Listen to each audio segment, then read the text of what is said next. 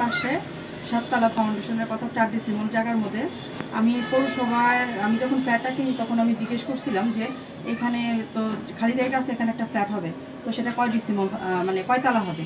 তখন এরা বলছিল যে 4 ডিসিমলের মধ্যে পৌরসভা 5 তলার উপরে পারমিশন দিবে না। তো যাই হোক, তারপর আমি যেহেতু 5 তলা হবে আমি এর জন্য 9 তলার ফ্ল্যাটটা কিনলাম। তো তারপরে আবার শুনলাম যে না, এরা 7 তলা অনুমোদন পাইছে, কীভাবে পাইছে এটা আমি জানি না। যাই হোক, তারপর আমি যে 7 তলা পাইছে সমস্যা নেই, কিন্তু এরা 7 তলার পরে দেখা যাচ্ছে ওরা 8 তলা করতেছে। তো আমি পৌরসভায় অবজেকশন দিলাম।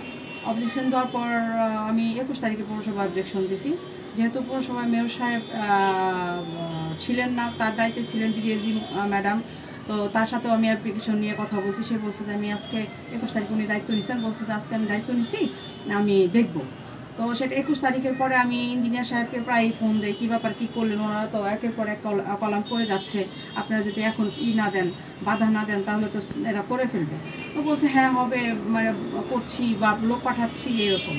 তো আমি গতকালকে 28 তারিখ আমি ওইখানে গিয়েছি। যাওয়ার পরে আমি ইঞ্জিনিয়ার সাথে দেখা করলাম। দেখা করার পর উনি একটা টিম পাঠাইলো এখানে। তো টিমটা পাঠানোর পরে এখানের যে ম্যানেজার বা মালিকের যে ভাগনা, উনি সেই টিমকে খুব মারধর করছে এবং একজন বয়স্ক লোক ছিলেন সেখানে, দাড়িওয়ালা, ওনাকে কিল ঘুষি এবং দাড়ি ধরে টানাটানি এটা করছেন। পরে আমি ইঞ্জিনিয়ার সাহেব আমি তখন অফিসে ছিলাম, ইঞ্জিনিয়ার সাহেব আমাকে ফোন দিয়ে বললেন যে আপনার জন্য আমার লোক গিয়ে মার খাবে। তখন আমি বললাম যে আমার জন্য না, আপনারা তো গেছেন আপনাদের জন্য, আপনাদের তো একটা আছে, আইন আছে, আপনারা এটা আপনার যে পারমিশন দিচ্ছেন তার উপরে যদি কেউ করে সেটা। তো যাই হোক, সে বললো মার খেলাম। বললাম যে আপনারা এটা প্রোটেকশন নেন, যে আপনাদের লোকের গায়ে হাত তুলছে, আপনারা এটা করেন, ব্যবস্থা নেন। আপনাদের তো মানে আছে যে আপনারা একটা ভ্রাম্যমাণ আদালত করে ম্যাজিস্ট্রেটের মাধ্যমে আপনারা একটা কিছু করতে পারেন। তো তখন সে ঘড়িমুষে করা শুরু করলো যে না, আমরা করবো না, বা আমরা মৌখিকভাবে বলছি আর বলবো না। তো আমি বললাম যে তাহলে আমি যে দরখাস্তটা দিলাম লিখিত, তাহলে তার উত্তর আমাকে উত্তর দেন যে আমি আসলে যে দরখাস্তটা করছি, অভিযোগটা দিছি, তার আপনারা কি প্রতিকার মানে কি ব্যবস্থা নিছেন। তো তারা সেটা লিখিতও দিবেন। এবং আমি বললাম যে আপনি কি ম্যাডামকে জানাইছেন যে এরা ওইখানে গিয়ে যে মার খেয়ে আসছে। তখন বললো যে না, আমি ম্যাডামকে সেটা বলিনি, ম্যাডাম আমাকে জিজ্ঞেস করছে যে লোক গেছিল, তখন বললো যে হ্যাঁ গেছিল। তো এই পর্যন্ত।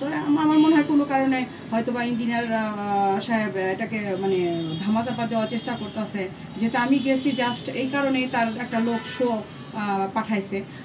তো এরা এটা অ্যাকশনে যেতে চাচ্ছে না।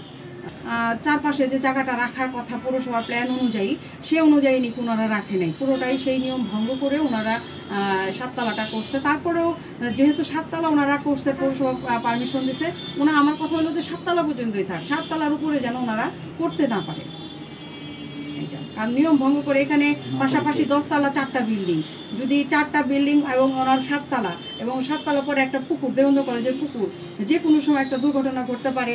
এবং এখানে যদি কখনো যদি খোদা না করুক যদি আগুন টাগুন লেগে যায়, এখানে একটা ফায়ার সার্ভিস ঢুকতে পারবে না, বড় ধরনের একটা দুর্ঘটনা ঘটবে। আর এখানে বিল্ডিংগুলো পাশাপাশি, একটা বিল্ডিংয়ের বারান্দার সাথে আর একটা বিল্ডিংয়ের একদম খুব দূরত্ব অনেক কম।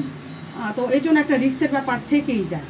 তো আমার হচ্ছে যে যাই হোক, যেটাই হয়েছে এখন ওটা তার বিল্ডিং ভেঙে আর নতুন করে করা যাবে না।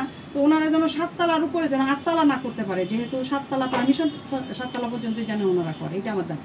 ভবনের বিষয়ে অভিযোগটা যে দিল একজন লোক, তারপর আপনারা কি ব্যবস্থা নিয়েছেন বা আপনাদের টিম গিয়েছিল কিনা? আচ্ছা, আমাদের লোক গিয়েছিল, আমরা ওই কাগজপত্র দেখে সিদ্ধান্ত নেবো যে কি করা যায়। স্যার আছে, তার সাথে আলাপ করে যেটা ভালো, যেটা আইনে যারা পড়ে সেটা কতদিনের মধ্যে তাই করবো। আচ্ছা, আরেকটা বিষয় আমরা জানতে পারছি, আপনাদের একটা টিম গেছিল সেখানে, যার ফলে আপনাদের টিমের সাথে নাকি খারাপ ব্যবহার করছে এবং মারধর করছে, এরকম কোনো ঘটনা আছে কিনা? শুনি নাই যে মারধর করছে, মারধর ঘটনা শুনে